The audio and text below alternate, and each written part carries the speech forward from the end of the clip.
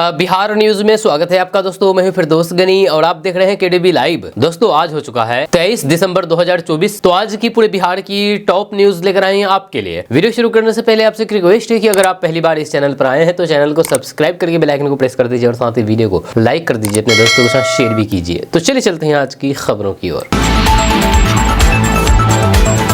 दोस्तों आज बिहार न्यूज की शुरुआत सबसे पहले करेंगे कि अगले 3 दिनों के लिए बिहार मौसम सेवा केंद्र ने मौसम पूर्वानुमान जारी कर दिया है। बिहार में दिन के समय धुंधला आसमान रहेगा और फिर न्यूनतम तापमान 8 से 12 डिग्री सेल्सियस के बीच रहने की संभावना है। योजना एवं विकास विभाग बिहार सरकार द्वारा जारी दैनिक मौसम बुलेटिन के अनुसार अगले 24 घंटे में पश्चिमी चंपारण, पूर्वी चंपारण, मुजफ्फरपुर, पटना, जहानाबाद, दरभंगा, सीतामढ़ी, बक्सर, भागलपुर, खगड़िया, बेगूसराय, वैशाली, समस्तीपुर, मधेपुरा, नवादा, नालंदा, सिवान, सारण और जमुई जिलों के भागों में देर रात एवं सुबह के समय घना कोहरा छाया रहेगा। पिछले 24 घंटों में पूर्वी चंपारण और सारण में न्यूनतम तापमान 7 से 8 डिग्री सेल्सियस दर्ज किया गया है। वहीं पर कटिहार में अधिकतम तापमान 30 डिग्री सेल्सियस दर्ज किया गया है। वहीं पर मौसम सेवा केंद्र ने भूकंप रिपोर्ट भी जारी कर दिया है। इस रिपोर्ट में बताया गया है कि 21 दिसंबर 2024 की सुबह 3:59 पर भूकंप आया था, जिसकी तीव्रता 4.8 दर्ज किया गया था। इस भूकंप का फोकल डेप्थ सतह से 10 किलोमीटर नीचे और रखू नेपाल में था।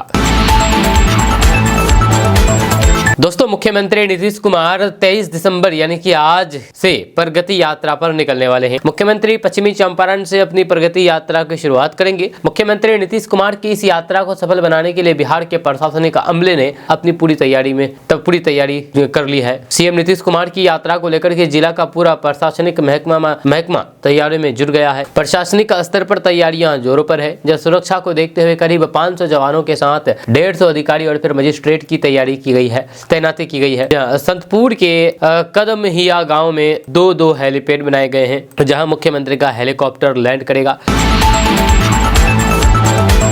दोस्तों आरजेडी नेता तेजस्वी यादव ने बीपीएससी द्वारा हाल ही में विवादास्पद परिस्थितियों में आयोजित प्रतियोगिता परीक्षा को रद्द करने की मांग को अपना समर्थन दिया है। अगले साल होने वाले बिहार विधानसभा चुनाव को देखते हुए राज्य के सुदूर सीमांचल क्षेत्र का दौरा कर रहे हैं पूर्व उप मुख्यमंत्री तेजस्वी यादव देर रात राजधानी पटना पहुंचे। नेता प्रतिपक्ष तेजस्वी यादव शहर के गर्दनीबाग इलाके में गए, जहाँ पर कई अभ्यर्थी ठंड के बावजूद भी प्रदर्शन कर रहे हैं और 13 दिसंबर को आयोजित 17वीं संयुक्त प्रतियोगिता परीक्षा रद्द करने की मांग कर रहे हैं। अपने करीबी सहयोगी और राज्यसभा सदस्य संजय यादव के साथ आए पूर्व उप मुख्यमंत्री तेजस्वी यादव ने प्रदर्शनकारियों से कुछ देर बातचीत की और फिर कहा कि हम इस मुद्दे पर पूरी तरीके से छात्रों के साथ हैं। नीतीश कुमार सरकार को परीक्षा रद्द करने का आदेश देना होगा। उन्होंने प्रदर्शनकारियों से कहा कि आप जो भी कदम उठाएंगे, तेजस्वी 4 कदम आगे बढ़ने को तैयार है। दोस्तों पूरी दुनिया की आबादी तेजी के साथ बढ़ रही है। वैसे तो दुनिया भर के सभी देशों में लगभग सभी धर्मों के लोग रहते हैं। हाँ, ये जरूर है कि कई देश में किसी खास धर्म के लोगों की आबादी अधिक संख्या में यानी कि बहुलता में रहती है। जैसे इस्लामिक देशों में खास धर्म की आबादी अधिक रहती है। अगर देखा जाए तो फिर जैसे पाकिस्तान सहित कई अन्य इस्लामिक देशों में मुस्लिम समुदाय के लोगों की आबादी 99% से भी अधिक है। ऐसे ही कई पश्चिमी देशों में है जहाँ पर क्रिश्चियन समुदाय की आबादी काफी अधिक संख्या में है। लेकिन यहाँ पर यह सवाल है कि क्या आप जानते हैं कि दुनिया में इस समय किस धर्म के लोग अधिक कन्वर्ट हो रहे हैं, यानी कि किस धर्म को लोग अधिक अपना रहे हैं। एक रिपोर्ट में चौंकाने वाले आंकड़े सामने आए हैं, जिसमें बताया गया है कि किस धर्म में लोग अधिक कन्वर्ट हो रहे हैं, यानी कि किस धर्म को लोग अधिक स्वीकार कर रहे हैं। आपको बता दूं कि वैसे तो ये कहना बड़ा मुश्किल है कि दुनिया भर में लोग इस समय किस धर्म को सबसे अधिक अपना रहे हैं, यानी कि कन्वर्ट हो रहे हैं। लेकिन इस समय जिस तरीके से इस्लाम धर्म अपनाने वालों की संख्या बढ़ रही है, इसे ये कहा जा सकता है कि इस समय सबसे अधिक लोग इस्लाम को ही अपना रहे हैं, यानी कि इस्लाम में ही कन्वर्ट हो रहे हैं। एक रिपोर्ट के अनुसार ब्रिटेन में हर साल करीब 6000 लोग इस्लाम धर्म में कन्वर्ट हो रहे हैं, इस्लाम यानी कि इस्लाम धर्म को अपना रहे हैं। सबसे बड़ी बात यह है कि ब्रिटेन में मुस्लिम धर्म अपनाने वालों में अधिकतर महिलाएं थी। द हफिंगटन पोस्ट के अनुसार अनुमान है कि हर साल लगभग 20,000 अमेरिकी दूसरे धर्मों से इस्लाम में कन्वर्ट होते हैं। जी हाँ, प्यू रिसर्च के मुताबिक अन्य धर्मों के विपरीत अमेरिका में इस्लाम अपनाने वालों की संख्या इस धर्म को छोड़ने वाले अमेरिकी मुस्लिमों की संख्या के लगभग बराबर है। प्यू रिसर्च सेंटर की ओर से धर्मों को लेकर के जो आंकड़े जारी किए गए हैं वे काफी चौंकाने वाले हैं। पीयू के डेटा के मुताबिक मुसलमानों की आबादी गैर मुसलमानों की तुलना में दोगुनी स्पीड से बढ़ेगी, जब मुस्लिम आबादी साल 2030 तक 1.5% के ग्रोथ रेट के साथ बढ़ेगी। हालांकि अगले 2 दशकों में मुस्लिम आबादी की वृद्धि दर पिछले दो दशकों की तुलना में धीमी गति से बढ़ेगी। 1990 से 2010 तक वैश्विक मुस्लिम आबादी 2.2% की औसत वार्षिक दर से बढ़ी, जबकि 2010 से 2030 तक की अवधि के लिए अनुमानित दर 1.5% रहेगी।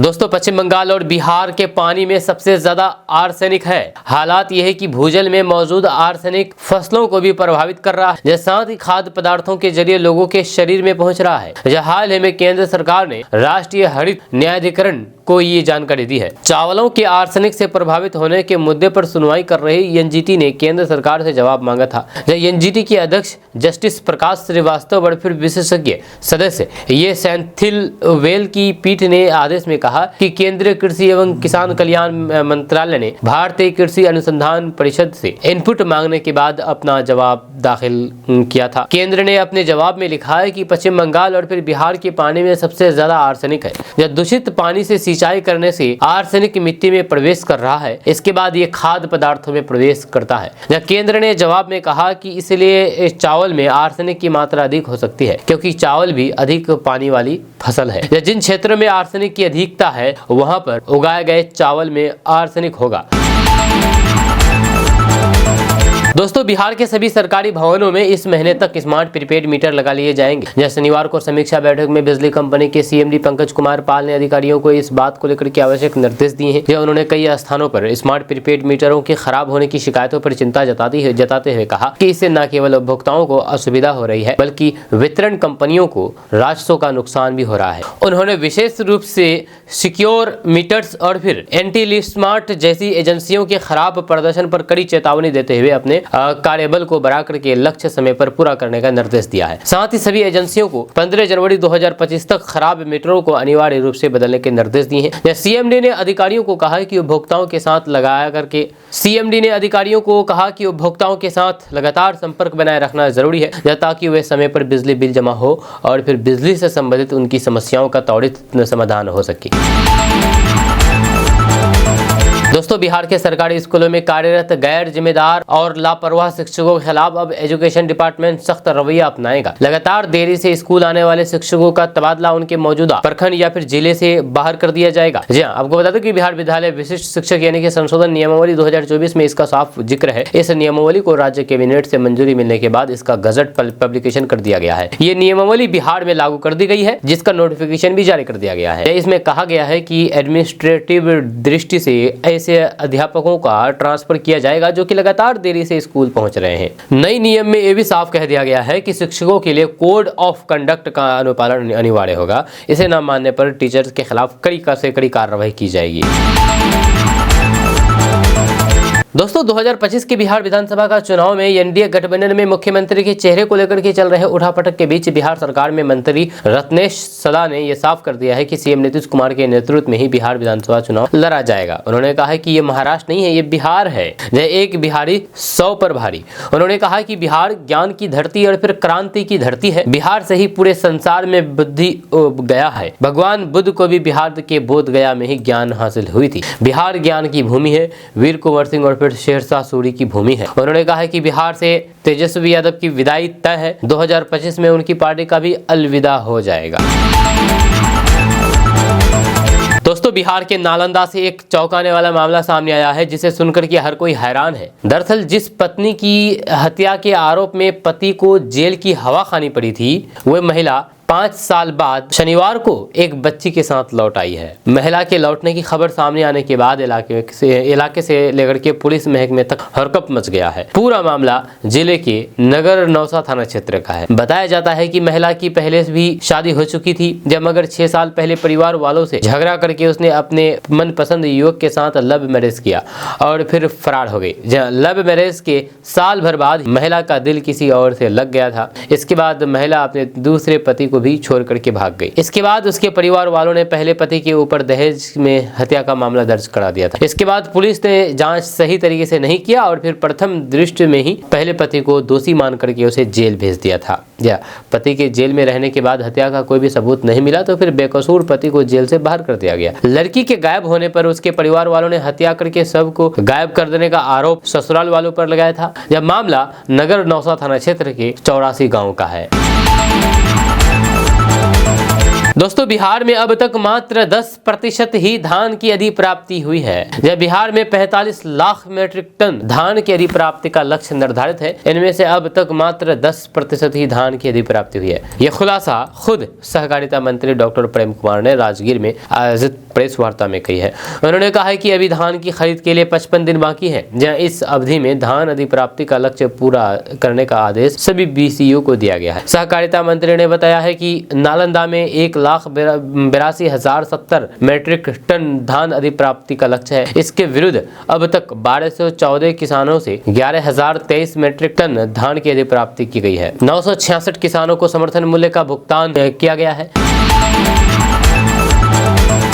बिहार में बीपीएससी परीक्षा को लेकर के मचे घमासान के बीच नेता प्रतिपक्ष तेजस्वी यादव ने सीएम नीतीश कुमार को पत्र लिखा है। तेजस्वी यादव ने इस पत्र के जरिए बीपीएससी परीक्षा में धांधली का आरोप लगाते हुए 8 बड़ी मांग कर दी है। तेजस्वी यादव लिखते हैं कि आदरणीय मुख्यमंत्री जी, पूर्व में भी मैंने बिहार लोक सेवा आयोग की 17वीं संयुक्त प्रारंभिक परीक्षा में अभ्यर्थियों की समस्याओं से अवगत कराते हुए उनके समाधान के लिए आपसे अनुरोध किया था। यह आपको स्मरण होगा कि समस्त अभ्यर्थियों के हित में मैंने मांग की थी कि परीक्षा पूरी तरीके से कदाचार मुक्त हो।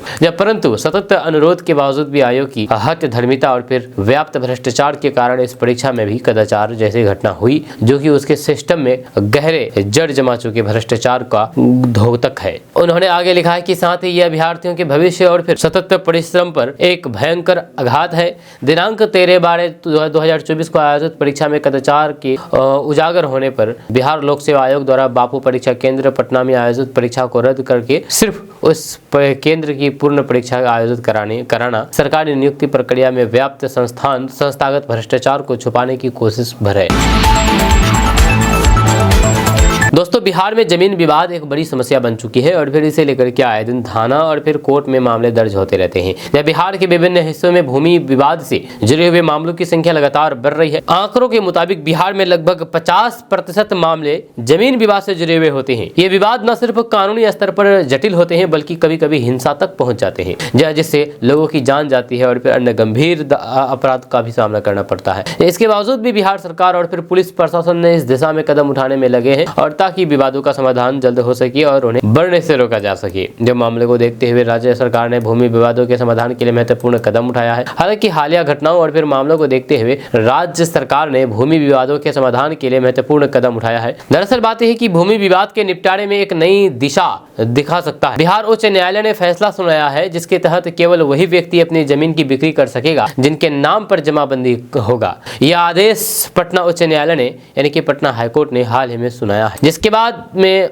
मद्य निषेध उत्पाद और फिर निबंधन विभाग ने संबंधित निर्देश जारी कर दिया है। विभाग के उप प्रबंधक महानिरीक्षक मनोज कुमार संजय ने राज्य की सभी जिलों की जिलाधिकारियों को पत्र लिखकर के इस आदेश को लागू करने का निर्देश दिया है। इस निर्देश का पालन सुनिश्चित करने के लिए राज्य सरकार ने कड़ी नजर रखने का भी फैसला किया है। इसका प्रभाव यह होगा कि अब जमीन विवाद में काफी कमी आएगी और लोग भूमि खरीदने यानी कि जमीन खरीदने बेचने में कानूनी दानवों के बीच उलझन से बच सकेंगे। दोस्तों, बिहार के मुजफ्फरपुर में आलू में छिपा करके पंजाब से लाई जा रही शराब जब्त की गई है। जब पुलिस ने दिघरा रेलवे क्रॉसिंग के पास कार्रवाई करते हुए 387 कार्टून शराब पकड़ी है। जब्त की गई शराब की कीमत लगभग 35 लाख रुपए आंकी गई है। शराबबंदी वाले बिहार में शराब तस्कर अलग अलग तरीके से अपना करके अपनी चालबाजी दिखा रहे हैं। जब कभी ट्रैक्टर ट्रॉली, कभी एम्बुलेंस तो कभी टूरिस्ट बस का इस्तेमाल करके शराब की खेप लाई जा रही है ताकि किसी को इसकी भनक ना लग सके। मुजफ्फरपुर पुलिस ने गुप्त सूचना के आधार पर कार्रवाई करते हुए आलू के अंदर शराब छिपा करके ला रहे एक ट्रक को जब्त कर लिया है। तलाशी के दौरान पुलिस हैरान कर रह गई जब ट्रक से 387 कार्टून शराब बरामद हुई है। शराब को पंजाब से आलू के बोरे के बीच छिपा करके लाया जा रहा था, जिसे नए साल में खपाने की योजना थी। जब पुलिस को देखते ही मौके से शराब तस्कर फरार हो गया। दोस्तों बिहार में सीमांचल के नाम पर राजनीति खूब होती रही है। विपक्ष के नेता तेजस्वी यादव ने अपने कार्यकर्ता दर्शन सा संवाद यात्रा के दौरान भी सीमांचल के वोटरों को साधने में कोई भी कोर कसर नहीं छोड़ रखी है।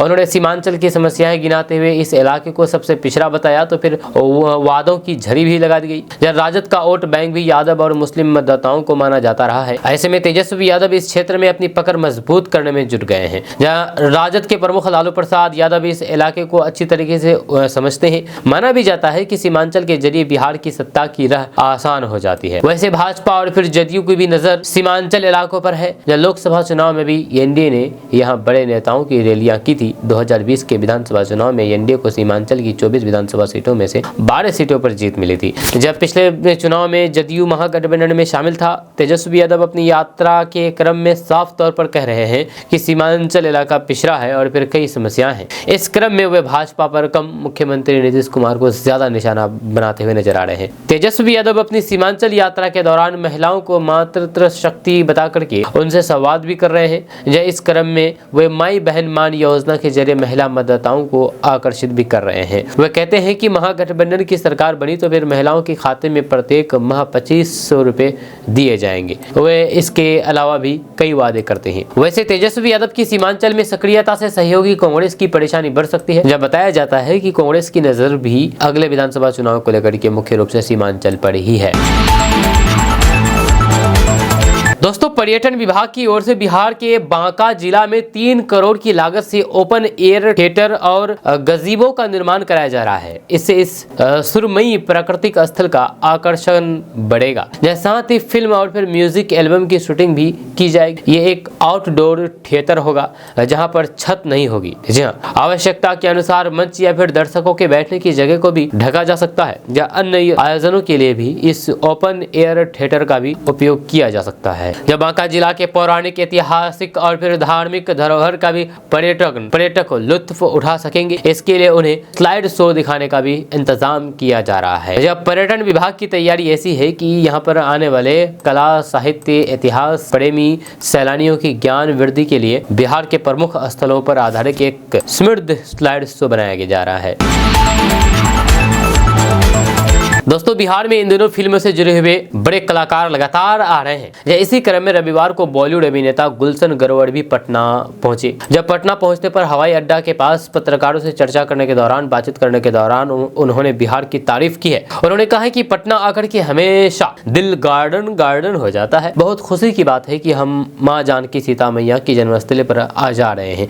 एक सुंदर कार्यक्रम है। आप सभी को शुभकामनाएं और धन्यवाद। इससे पहले शनिवार को प्लेबैक सिंगर जुबिन नौटियाल बिहार की राजधानी पटना पहुंचे थे। उन्होंने राजगीर महोत्सव में शनिवार की रात अपनी गायिका से समा बांध दिया। इस दौरान भीड़ को संभालने के लिए पुलिस को कड़ी मशक्कत करनी पड़ी। उन्होंने रविवार को पत्रकारों से चर्चा करने के दौरान लोगों से बिहार घूमने आने की अपील भी करते हुए कहा कि बिहार काफी सुंदर स्थान है। हाल के दिनों में यहाँ काफी विकास हुआ है। पर्यटन स्थल बनाने की पूरी तैयारी है। उन्होंने बिहार को अपना बिहार बताते हुए कहा कि ज्यादा से ज्यादा लोग यहाँ पर आएं और इसे देखें। यहाँ देखने के लिए काफी कुछ है। उन्होंने राजगीर महोत्सव में भाग लेने पर खुशी जताई है। शनिवार को राजगीर महोत्सव का शुभारंभ बिहार के ग्रामीण विकास मंत्री श्रवण कुमार ने किया। 3 दिनों तक चलने वाले इस महोत्सव का उद्घाटन करते हुए उन्होंने कहा कि राजगीर वैश्विक पर्यटन स्थल बनने की ओर अग्रसर है। दोस्तों बिहार के स्वास्थ्य मंत्री मंगल पांडे ने कहा है कि देश में कुल 17.5 लाख एड्स मरीज हैं। जब बिहार में करीब 88,000 HIV संक्रमितों की पहचान हुई है। जब बिहार में 31 ART केंद्र के माध्यम से इनका मुफ्त उपचार किया जा रहा है। स्वास्थ्य मंत्री बिहार के स्वास्थ्य मंत्री मंगल पांडे ने कहा है कि बिहार सरकार प्रतिवर्ष एड्स पीड़ित परिवारों को सहयोग के लिए 130 करोड़ रुपए की राशि खर्च करती है ताकि उन्हें उचित जीवन शैली मिल सके। HIV या फिर एड्स की रोकथाम के लिए लगातार बेहतर कार्य किए जा रहे हैं। बिहार के स्वास्थ्य मंत्री मंगल पांडे ने कहा है कि बिहार सरकार की तरफ से लगभग 63,000 HIV संक्रमित व्यक्तियों को बिहार शताब्दी एड्स पीड़ित कल्याण योजना के तहत 1500 रुपए प्रति माह सहायता राशि दी जा रही है। साथ ही साथ 15,000 HIV संक्रमित एवं प्रभावित बच्चों की परवरिश योजना के अंतर्गत 1,000 रुपए प्रति माह सहायता राशि प्रदान की जा रही है। दोस्तों राज्य सरकारों द्वारा यानी कि बिहार सरकार द्वारा शिक्षा में सुधार के लिए लगातार प्रयास किए जा रहे हैं। इस क्रम में अब प्रारंभिक स्कूलों में 100 दिन का क्रैश कोर्स शुरू किया जाएगा। यह कोर्स छात्रों को वार्षिक परीक्षा में सफलता पाने के लिए तैयार करने के उद्देश्य से आयोजित किया जाएगा। इस विशेष कार्यक्रम के तहत बच्चों को महत्वपूर्ण विषयों पर केंद्रित करके पढ़ाई कराई जाएगी ताकि वे परीक्षा के लिए पूरी तरह तैयार हो सके। इस क्रैश कोर्स में बच्चों को हर दिन 2 प्रमुख विषयों पर ध्यान केंद्रित किया जाएगा। पहले घंटे में गणित की कक्षाएं चलेगी जिसमें गणित के सभी महत्वपूर्ण टॉपिक्स को सिखाया जाएगा। दूसरी घंटे में रीडिंग क्लास होगी जिसमें बच्चों की पढ़ाई और फिर समझ को बेहतर बनाने के लिए विभिन्न प्रकार की पढ़ाई की गतिविधियां की जाएगी। इस कोर्स का उद्देश्य न केवल छात्रों की अकादमिक सफलता को बढ़ावा देना है बल्कि उनके आत्मविश्वास को भी मजबूत करना है। वार्षिक परीक्षा के लिए आवश्यक सभी प्रमुख अध्यायों पर आधारित होगा। शिक्षकों के द्वारा इस कोर्स को इस तरह से डिजाइन किया जाएगा कि छात्रों को परीक्षा में आने वाले महत्वपूर्ण टॉपिक्स पर खास ध्यान दिया जाए। इस दौरान बच्चों को गणित के आधारभूत सिद्धांतों और फिर रीडिंग के विभिन्न पहलुओं को समझाने के साथ साथ उदाहरणों के माध्यम से उनकी पकड़ मजबूत की जाएगी। मुख्यमंत्री नीतीश कुमार की प्रगति यात्रा पर राजनीतिक जारी है। नेता प्रतिपक्ष तेजस्वी यादव ने इसे नीतीश कुमार की अलविदा यात्रा बताया था। यात्रा के खर्च को लेकर के तेजस्वी यादव लगातार मुख्यमंत्री समेत पूरी सरकार और एनडीए पर हमला करते रहते हैं। अब जेडीयू के कार्यकारी अध्यक्ष राज्यसभा सांसद संजय झा ने तेजस्वी यादव के बयान पर पलटवार किया है। उन्होंने कहा कि 2020 के चुनाव में राजद का पीक था, अब वो नीचे ही आएंगे। यह किसका अलविदा होगा यह जनता तय करेगी। उन्होंने तेजस्वी यादव को बिहार की 4 सीटों पर हुए विधानसभा उपचुनाव के परिणाम का आईना भी दिखाया है। पत्रकारों ने संजय झा से पूछा है कि तेजस्वी यादव नीतीश कुमार की यात्रा को अलविदा यात्रा बता रहे हैं। इसके जवाब में जदयू नेता ने कहा कि अलविदा के लिए तो जनता मालिक है, जनता ही ये तय करती है कि किसको अलविदा करना है। जो बोल रहे हैं उनका 2020 में पीक हो गया, अब उससे नीचे ही आएंगे। लोकसभा चुनाव और विधानसभा उपचुनाव का रिजल्ट उनके सामने है। जब पिछली बार 2020 में कुछ कंफ्यूजन के कारण उनको फायदा हुआ और इतनी सीटें मिल गई, लेकिन बिहार में उनका अपर लिमिट 25 से 30 से ज्यादा नहीं है। 2025 में जनता ये बता देगी। आपको बता दें कि नीतीश कुमार की प्रगति यात्रा का पहला चरण आज 23 दिसंबर से शुरू हो रहा है। सीएम नीतीश कुमार अपनी यात्रा का आरंभ पश्चिमी चंपारण से करने जा रहे हैं। 24 दिसंबर को वे पूर्वी चंपारण में प्रगति यात्रा पर रहेंगे और फिर सरकार द्वारा चलाए जा रहे योजनाओं की प्रगति की समीक्षा करेंगे। 25 दिसंबर को क्रिसमस की छुट्टी पर यात्रा नहीं करेंगे। उसके बाद 26 दिसंबर को शिवहर और सीतामढ़ी, 27 दिसंबर को मुजफ्फरपुर और 28 दिसंबर को वैशाली की यात्रा पर रहेंगे। 28 दिसंबर को प्रगति यात्रा का पहला चरण पूरा हो जाएगा, जहां इस यात्रा पर 225 करोड़ रुपए खर्च होने वाली है। जी हां, तेजस्वी और लालू प्रसाद यादव इसे फुजूल खर्ची बता रहे हैं। दोस्तों, बिहार की शिक्षा व्यवस्था में सुधार के लिए एक बड़ा कदम उठाया गया है। ताज़ा रिपोर्ट्स के मुताबिक शिक्षा विभाग ने बिहार के प्रत्येक प्रखंड में एक सरकारी विद्यालय को मॉडल विद्यालय के रूप में विकसित करने का फैसला किया है। इस फैसले की शुरुआत जिला स्तर पर एक मॉडल विद्यालय से होगी और फिर ये कदम अनुमंडल और प्रखंड स्तर तक भी लागू किया जाएगा। इस पहल का मुख्य उद्देश्य बिहार के सरकारी विद्यालयों की गुणवत्ता को सुधारना और फिर उन्हें बेहतर बनाने के साथ साथ अन्य विद्यालयों को इन मॉडल विद्यालयों से प्रेरित करना है। इस कदम से ये सुनिश्चित किया जाएगा कि प्रत्येक प्रखंड में एक ऐसा विद्यालय हो जो कि अन्य स्कूलों के लिए एक आदर्श उदाहरण बने और फिर सभी विद्यालय एक मॉडल से सीख करके अपने स्तर को सुधारने का प्रयास करें। ये शिक्षा व्यवस्था में पारदर्शिता, गुणवत्ता और फिर समग्र सुधार लाने का एक बड़ा कदम है। दोस्तों, बिहार सरकार के ऊर्जा विभाग ने कहा कि खेतों की सिंचाई के लिए राज्य के किसानों को बिजली देना पहली प्राथमिकता है। ऊर्जा विभाग ने दावा किया है कि किसानों को युद्ध स्तर पर कृषि कनेक्शन दिए जाने का ही नतीजा है कि वित्तीय वर्ष 2024-25 का लक्ष्य 3 महीना पहले ही पूरा होने की ओर अग्रसर है। ऊर्जा विभाग ने कहा है कि बिहार के चतुर्थ कृषि रोड मैप के अंतर्गत प्रतिवेदित राज्य में कृषि कार्य के लिए डीजल संचालित कुल 7,20,000 पंप सेटों में से पहले की योजनाओं के अंतर्गत अब तक कुल 3,60,000 कृषि पंप सेटों की विद्युत संबंध प्रदान किया जा चुका है। ऊर्जा विभाग द्वारा बचे हुए 3,60,000 पंप सेटों के अलावा 1,20,000 नए पंप सेटों का आकलन करते हुए कुल 4,80,000 पंप सेटों को कृषि कनेक्शन देने का लक्ष्य रखा गया है। कुल 4,80,000 बिजली कनेक्शन को माह सितंबर 2026 तक पूर्ण करने का लक्ष्य निर्धारित है।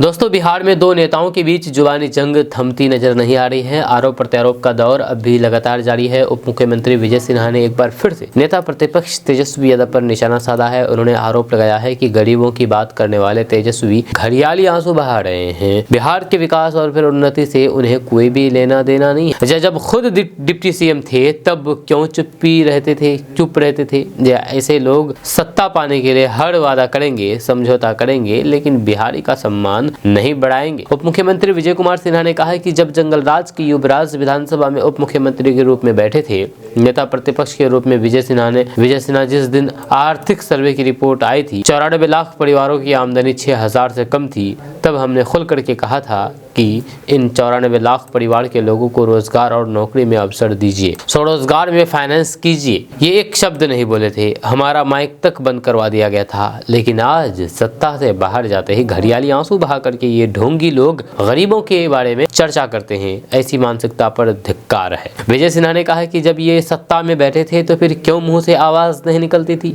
तब ये कहते थे जो लोग पिएगा वो मरेगा। तब मैंने कहा था कि ये सरकार की जिम्मेदारी है, 4 लाख रुपए मुआवजा मिले। मुख्यमंत्री नीतीश कुमार ने 4 लाख रुपए की मुआवजे का ऐलान किया था। उस समय तेजस्वी के मुंह से आवाज नहीं निकलती थी। ये लोग गरीबों के हितैषी नहीं है। सोने का चम्मच लेकर के जन्म लेने वाले, चार्टर्ड प्लेन में बर्थडे मनाने वाले सत्ता तक पहुंचने के लिए हर वादा समझौता करेंगे, लेकिन बिहारी का सम्मान नहीं बढ़ाएंगे, बिहार की उन्नति नहीं करेंगे। ये लोग सिर्फ लोगों को बरगला करके लड़ाने का काम कर रहे हैं। दोस्तों, बिहार के भागलपुर में आयोजित कार्यकर्ता दर्शन सह संवाद कार्यक्रम के दौरान बिहार विधानसभा में प्रतिपक्ष के नेता तेजस्वी यादव ने टाउन हॉल में पहुंच करके महिलाओं से संवाद किया। इस दौरान उन्होंने कहा कि यदि बिहार में राजद गठबंधन की सरकार बनती है तो फिर महिलाओं के लिए कई महत्वपूर्ण योजनाएं लागू की जाएगी। तेजस्वी यादव ने वादा किया है कि माई बहन मान योजना के तहत प्रत्येक महिला को हर महीने 2500 रुपए दिए जाएंगे। इसके अलावा उन्होंने राज्य के लोगों को राहत देने वाले कई अन्य वादे भी किए हैं। उन्होंने कहा है कि अगर उनकी सरकार आती है तो फिर 200 यूनिट तक बिजली पूरी तरीके से माफ कर दी जाएगी। वृद्धा पेंशन योजना, विधवा और फिर दिव्यांग पेंशन को 400 से बढ़ा करके 1500 रुपए कर दिया जाएगा। साथ ही घरेलू गैस सिलेंडर का दाम 500 रुपए कर दिया जाएगा, जिससे आम आदमी को राहत मिलेगी। साथ ही साथ तेजस्वी यादव ने यह भी बताया है कि बिहार के प्रत्येक परिवार को सरकार द्वारा हर महीने लगभग 6000 से 7000 रुपए तक की सहायता की जाएगी। बिहार के वैशाली के महुआ सीट से टिकट काटने की आशंका से सहमे आरजेडी विधायक मुकेश रोशन ने एक भारी गलती कर दी है। जब पहले से ही लालू प्रसाद यादव के बड़े बेटे तेज प्रताप यादव के निशाने पर चल रहे आरजेडी विधायक मुकेश रोशन विरोध करते करते अचानक अमित शाह के समर्थन में नारेबाजी करने लगे। उनके साथ साथ पार्टी के अन्य कार्यकर्ता भी कहने लगे कि अमित शाह का अपमान नहीं सहेगा हिंदुस्तान। दरअसल महुआ के आरजेडी विधायक मुकेश रोशन की जुबान फिसल गई, जिसको लेकर के उनकी किरकिरी होने लगी है। आरजेडी विधायक मुकेश रोशन हाजीपुर स्टेशन के सामने केंद्रीय गृह मंत्री अमित शाह का पुतला दहन कर रहे थे। इस दौरान कार्यकर्ताओं द्वारा अमित शाह मुर्दाबाद और बाबा साहेब भीमराव अंबेडकर के अपमान नहीं सहेगा हिंदुस्तान के नारे लगा रहे थे। तभी राजद मेरे मुकेश रोशन ने सभी को चुप करा करके अमित शाह का अपमान नहीं सहेगा हिंदुस्तान का नारा लगाने लगे। अमित शाह के राज्यसभा में बाबा साहेब भीमराव अंबेडकर को लेकर के दिए गए बयान के विरोध में आरजेडी ने शनिवार की शाम विरोध मार्च निकाला था, जिसकी अगुवाई खुद विधायक मुकेश रोशन कर रहे थे। एमएलए के अमित शाह की अपमान नहीं सहेगा हिंदुस्तान का नारा लगाते ही साथ में खड़े कार्यकर्ता भी इसी नारे को दोहराते हुए नजर आए। अब सोशल मीडिया पर मुकेश रोशन का वीडियो भी वायरल हो रहा है। वीडियो वायरल होने के बाद आरजेडी विधायक की खूब किरकिरी हो रही है। इसको लेकर के बीजेपी का बयान सामने आया है। बीजेपी के लालगंज विधायक संजय सिंह ने कहा कि जो आत्मा की आवाज है उसे आप दबाने की कोशिश करेंगे तो फिर कभी न कभी उनकी जुबान पर आ ही जाता है। इसलिए आरजेडी विधायक मुकेश रोशन की जुबान पर आ गया, अमित शाह का अपमान नहीं सहेगा हिंदुस्तान। दोस्तों, बीपीएससी की 17वीं पीटी परीक्षा रद्द करने की मांग को लेकर के पटना के गर्दनीबाग घटनास्थल पर धरना पर बैठे अभ्यर्थियों से विपक्ष के नेता तेजस्वी यादव ने मुलाकात करके समर्थन देने की घोषणा कर दी थी। इस प्रदर्शन के राजनीतिकरण करने से छात्र नेता नाराज हो गए हैं। छात्र नेता दिलीप कुमार ने एक न्यूज चैनल से बातचीत करने के दौरान कहा है कि जो भी पार्टी विपक्ष में रहती है उस पार्टी के नेता हो रहे आंदोलन के साथ चले जाते हैं, वे समर्थन देने का दिखावा करते हैं, लेकिन जब सरकार में आते हैं तो फिर चुप्पी साध देते हैं। लाठीचार्ज करवाते हैं, वह चाहे किसी भी पार्टी के नेता। उन्होंने कहा कि आज विजय सिन्हा सम्राट चौधरी सरकार में है तो फिर आंदोलनकारियों पर लाठीचार्ज होता है, जब ये विपक्ष में थे तो फिर आंदोलन का समर्थन करने चले आते थे। आज वही काम तेजस्वी यादव भी कर रहे हैं। जब तेजस्वी यादव 17 महीने सरकार में थे तब भी सिपाही भर्ती परीक्षाओं का पेपर लीक हुआ था, बीपीएससी सीजीएल का पेपर लीक हुआ था, फूड कॉर्पोरेशन का पेपर लीक हुआ था। उस समय चुप्पी साधे हुए थे। आज जब वे विपक्ष में हैं तो फिर समर्थन दे रहे हैं, अभ्यर्थियों के साथ रहने के लिए बोल रहे हैं। छात्र नेता दिलीप कुमार ने राजद नेता तेजस्वी यादव पर झूठ बोलने का आरोप लगाते हुए कहा है कि आज वे कह रहे हैं कि 17 महीने की सरकार हमारी सरकार में कोई भी पेपर लीक नहीं हुआ, ये झूठ बोल रहे हैं। हमने तो डेट के साथ बता दिया है। दोस्तों, कैंसर के इलाज के लिए रूस की नई वैक्सीन अब चर्चा में है। यदि रिपोर्ट पर विश्वास किया जाए तो ये वैक्सीन अगले साल बाजार में आ सकती है। रूस ने कैंसर की वैक्सीन मुफ्त में देने की घोषणा की है। इस स्थिति में इस नई वैक्सीन को लेकर के लोगों के मन में कई सवाल है, तो आइए हम आपको इस सवाल के जवाब के बारे में जानते हैं। ये नई वैक्सीन कैसे काम करेगी और फिर इसके लॉन्च होने के बाद कैंसर के इलाज में क्या बड़ा बदलाव आ सकता है, ये बहुत सारे सवाल है। तो आपको बता दूं कि कैंसर की ये नई वैक्सीन अगले साल की शुरुआत यानी कि 2025 की शुरुआत में लॉन्च हो सकती है। वैक्सीन के प्री क्लिनिकल परीक्षण पूरे हो चुके हैं, अब ये क्लिनिकल परीक्षण के चरण में है। इसके बाद नियमों की समीक्षा और फिर गुणवत्ता जांच के बाद वैक्सीन बाजार में उपलब्ध होगी। रूस के स्वास्थ्य मंत्रालय के रेडियोलॉजी मेडिकल रिसर्च सेंटर के प्रमुख आंद्रे कैपरिन ने वैक्सीन की अनुमानित कीमत का खुलासा किया है। आंद्रे ने बताया है कि वैक्सीन की एक डोज की कीमत 3 लाख रूबल होगी, जो भारतीय मुद्रा में लगभग 2,46,000 रुपए है। वैश्विक बाजार में इसकी कीमत में और वृद्धि हो सकती है। कैंसर की ये नई वैक्सीन mRNA आधारित है, जिसे मैसेंजर यानी कि mRNA कहा जाता है। mRNA मानव जीन कोड का एक हिस्सा है जो कि शरीर में प्रोटीन बनाने का काम करता है। ये प्रोटीन रोग पैदा करने वाले वायरस और फिर बैक्टीरिया से लड़ने में मदद करता है। रूस की ये नई वैक्सीन कैंसर के पहले चरण में प्रभावी होगी। इस वैक्सीन के जरिए पहले चरण के कैंसर को पूरी तरीके से समाप्त किया जा सकता है। इसके अलावा इस वैक्सीन की मदद से एडवांस कैंसर के विकास को भी रोका जा सकता है। हालांकि इसके लिए कीमोथेरेपी और फिर रेडिएशन का इलाज भी अनिवार्य होगा। इस वैक्सीन के बारे में एक महत्वपूर्ण सवाल यह है कि किस प्रकार से कैंसर में प्रभावी होगी। अगर रिपोर्ट पर विश्वास किया जाए तो फिर ये वैक्सीन प्री क्लिनिकल परीक्षण में स्तन कैंसर, फेफड़ों के कैंसर और फिर कोलन कैंसर के खिलाफ प्रभावी साबित हुई है। शोधकर्ताओं का कहना है कि ये वैक्सीन सभी प्रकार के कैंसर के इलाज में प्रभावी हो सकती है। दोस्तों, डिजिटल लेन देन बढ़ने से साइबर फ्रॉड के भी मामले तेजी से बढ़े हैं। ताजा मामला DLH इंटरनेशनल कुरियर सर्विसेज से जुड़ा हुआ है। साइबर फ्रॉड इस कुरियर कंपनी के नाम से ठगी करने की कोशिश कर रहे हैं। अगर आप भी इस कुरियर कंपनी की सर्विस लेते हैं तो फिर आपको सावधान हो जाने की जरूरत है। कुरियर कंपनी का नाम है DHL यानी कि international courier services. Courier company का नाम है DHL, जी हाँ, इंटरनेशनल कुरियर सर्विसेज ये है। ये दरअसल पिछले कुछ दिनों में इस घोटाले की रिपोर्ट आयरलैंड, सिंगापुर और भारत तक से सामने आई है। इस घोटाले की सबसे बुरी बात यह है कि धोखेबाजों ने DHL द्वारा इस्तेमाल की जाने वाली शैली, फॉन्ट, टोन, भाषा और फिर यहाँ तक कि पीले रंग की सटीक छाया की नकल करने में कामयाबी हासिल कर ली। तो ऐसे में अगर आप DHL company, courier service company से कोई भी चीज अपना सर्विस कर लेते हैं तो आप संभल जाइए। दोस्तों, बिहार के नालंदा जिला के राजगीर में शनिवार को शुरू हुए 3 दिवसीय राजगीर महोत्सव का आगाज बड़े धूमधाम से हुआ है। पहले दिन मशहूर गायक जुबिन नौटियाल की प्रस्तुति को लेकर के लोगों में जबरदस्त उत्साह देखने को मिला। हालांकि कार्यक्रम में दर्शकों की भारी भीड़ उमड़ी, लेकिन स्थिति उस वक्त बेकाबू हो गई जब लोग जुबिन नौटियाल की एक झलक पाने के लिए हर संभव कोशिश करने लगे। जी हाँ, जुबिन नौटियाल की प्रस्तुति देखने पहुंचे दर्शकों ने कार्यक्रम स्थल पर कुर्सियां तोड़ दी और पंडाल की क्षमता से अधिक भीड़ के कारण लोग पुलिस वाच टावर और फिर प्रशासनिक अधिकारियों की गाड़ियों पर चढ़ गए। वहीं पर देखते ही देखते स्थिति इतनी खराब हो गई कि सुरक्षा में तैनात पुलिस बल पूरी तरीके से असहाय नजर आए। बैरिकेडिंग और फिर साउंड सिस्टम पर भी लोगों का कब्जा हो गया। भीड़ को नियंत्रित करने के लिए सुरक्षा कर्मियों ने कोई बड़ा कदम नहीं उठाया है, क्योंकि स्थिति बिगड़ने की आशंका थी। किशनगंज सांसद डॉक्टर जावेद आजाद ने आरएसएस और बीजेपी पर जम करके निशाना साधा है। उन्होंने कहा कि मैं किशनगंज और सीमांचल के लोगों को बताना चाहता हूं कि आरएसएस की विचारधारा सही नहीं है। उन्होंने आरएसएस पर आरोप लगाते हुए कहा कि ये यही लोग हैं, इसके कारण बाबा साहेब अम्बेडकर ने इस्तीफा दिया था। आपको बता दूं कि किशनगंज सांसद डॉक्टर जावेद आजाद ने आरएसएस बीजेपी पर जम करके निशाना साधा है। कांग्रेस सांसद डॉक्टर जावेद आजाद आज प्रेस कॉन्फ्रेंस रखा था। इस प्रेस कॉन्फ्रेंस के माध्यम से उन्होंने आरएसएस और बीजेपी पर निशाना साधा है। उन्होंने कहा कि हमारे राष्ट्र के leader of the opposition Rahul Gandhi, हमारे नेता ने कहा कि आरएसएस मनुस्मृति लाना चाहती है। इसमें कुछ चंद ही लोग हैं। हिंदुस्तान के छुआछूत फैला करके दबाव से जिस तरह से सिर्फ शोषण किया था वही ये चाहते थे और फिर अभी भी वही चाहते हैं। जो उनका मुखौटा सरेआम खुल गया है। बार बार हमने इसकी निंदा की है और हिंदुस्तान के हर एक आदमी, चाहे वो किसी भी धर्म के मानने वाले हों, गरीब हो, अमीर हो, अफसर हो, बेरोजगार हो, युवा हो, जो भी हो, इस तरीके के भयानक और कटी बर्दाश्त नहीं करेगा। प्रधानमंत्री मोदी से मांग करते हुए उन्होंने कहा कि सबसे बेहतर यही होगा कि प्रधानमंत्री जी अपने गृह मंत्री को इस्तीफा देने के लिए मजबूर करें, ताकि लोगों के दिलों पर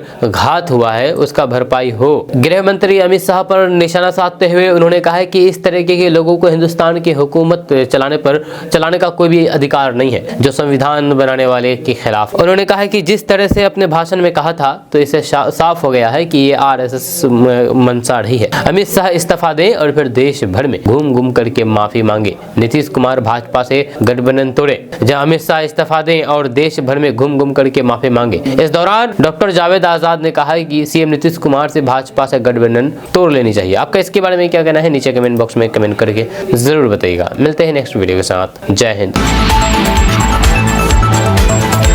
किशनगंज के बहादुरगंज में भीषण आग लगी की वारदात सामने आई है, जहां पर इस आग लगी से इलाके में अफरा तफरी का माहौल उत्पन्न हो गया है। वहीं पर लोगों में भय का माहौल बना हुआ है। मिल रही जानकारी के अनुसार घटना शनिवार देर रात्रि का है, जहां पर बहादुरगंज थाना क्षेत्र के देवत्तर बिरनिया के वार्ड संख्या 16 के अंतर्गत एक घर में अचानक से आग लगी की घटना घटित हो जाने से पूरे गाँव में अफरा तफरी का माहौल उत्पन्न हो गया। आग की लपटों को देख करके स्थानीय लोगों ने इसकी सूचना पुलिस प्रशासन को दी। तो आपको बता दूं कि जो आग लगी घटना हुई है, इस आग लगी की घटना की जानकारी स्थानीय पुलिस प्रशासन को दी गई, जहां पर आग की सूचना मिलते ही बहादुरगंज थाना में तैनात अग्निशमन विभाग की टीम मौके पर पहुंच करके आग की तेज लपटों पर काबू पाने में जुट गई और फिर कड़ी मशक्कत के बाद आग की तेज लपटों पर काबू पा लिया गया। परंतु तब तक पीड़ित सरयू प्रसाद का आवासीय घर और फिर जलावन घर जल करके पूरी तरीके से राख में तब्दील हो गया है। जहां पर इस आग लगी में पीड़ित का हजारों का नुकसान बताया जा रहा है। वहीं पर अब तक आग लगने के कारण का पता नहीं चल पाया है। जहां वहीं पर पीड़ित सरयू प्रसाद ने बताया है कि वह बहुत गरीब परिवार से हैं, जहां और इस आग लगी में अचानक सब कुछ जल करके राख हो गया है। उन्होंने प्रशासन से मुआवजे की भी मांग की है। आपका इसके बारे में क्या कहना है नीचे कमेंट बॉक्स में कमेंट करके जरूर बताइएगा। मिलते हैं नेक्स्ट वीडियो के साथ। जय हिंद, जय भारत।